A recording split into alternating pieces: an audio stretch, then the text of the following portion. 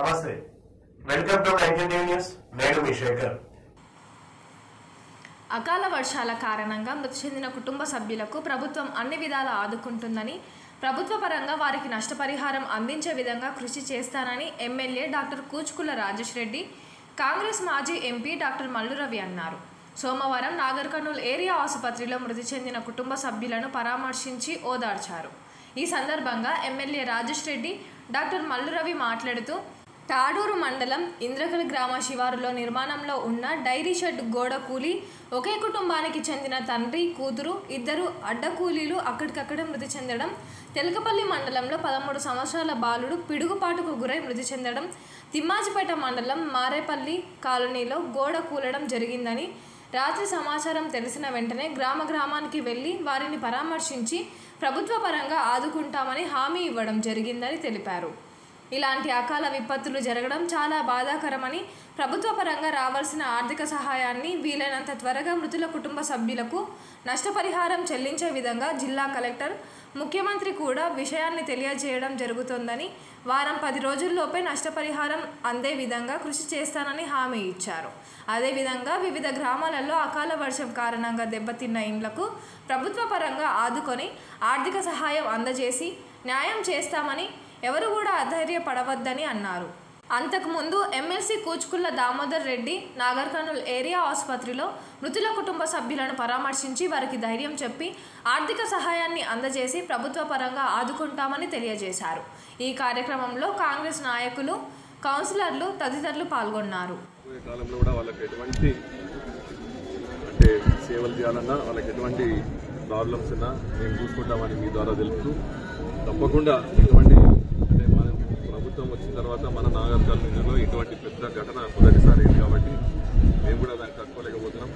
తప్పకుండా వాళ్ళకు అందినంత సాయం ప్రభుత్వం ద్వారా, మా ద్వారా ఎంత సాయం అయితే మేము చేయాలని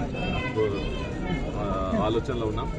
తప్పకుండా ఇప్పుడు ఇది ఇక్కడ నుంచి మేము కలెక్టరేట్కి వెళ్ళి పొద్దున్నే ఎంఆర్ఓను పంపించి ప్రతి ఒక్క మారేపల్లి గ్రామంలో ఎక్కడెక్కడ నష్టం జరిగిందో ఆ పరిహారం జరిగింది. ఇక్కడ నుంచి కలెక్టర్ గారి దగ్గర నుంచి, అదేవిధంగా తాడూరులో కూడా ఆ సంఘటన జరిగిన దగ్గర కూడా ఇప్పుడు వెళ్తున్నాం. అక్కడికి వెళ్ళి మొత్తం రిపోర్ట్ తీసుకొని కలెక్టర్ దగ్గరికి వెళ్ళి అతి త్వరలో ప్రభుత్వం నుంచి ఎంత నష్టపరిహారం వస్తుందో వాళ్ళకు అందజేయడం జరుగుతుంది.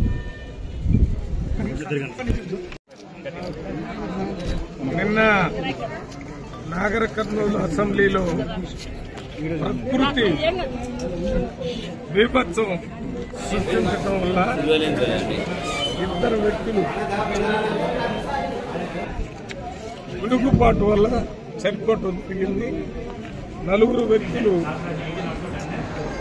ఓడపడి షెడ్ పడిపోవటం వల్ల చనిపోవడం.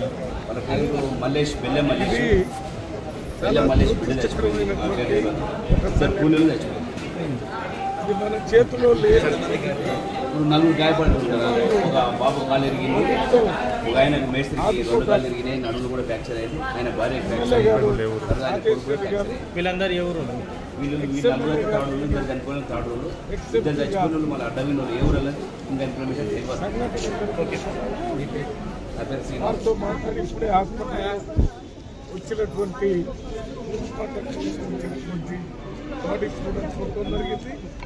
తల్లిదండ్రుల్ని, వారికి సంబంధించిన బంధువులు పలకరించి ప్రభుత్వం దగ్గర నుంచి రావాల్సినటువంటి ఆర్థిక సహాయాన్ని వీలైనంత త్వరగా వారం 10 రోజుల్లోనే వచ్చే విధంగా మేము కలెక్టర్తోని, ముఖ్యమంత్రి ఆఫీస్తో కూడా మాట్లాడటం జరిగింది.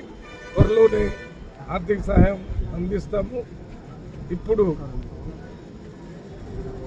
ఎక్కడెక్కడైతే కొన్ని ఇండ్లు ఈ గాలికి, వర్షాలకి దెబ్బతినిపోయినాయో అవి కూడా చూసొచ్చాం. వాటికి కూడా ప్రభుత్వం ద్వారా ఇవ్వగలిగినటువంటి అన్ని ఆర్థిక సహాయం చేయడం జరుగుతుంది.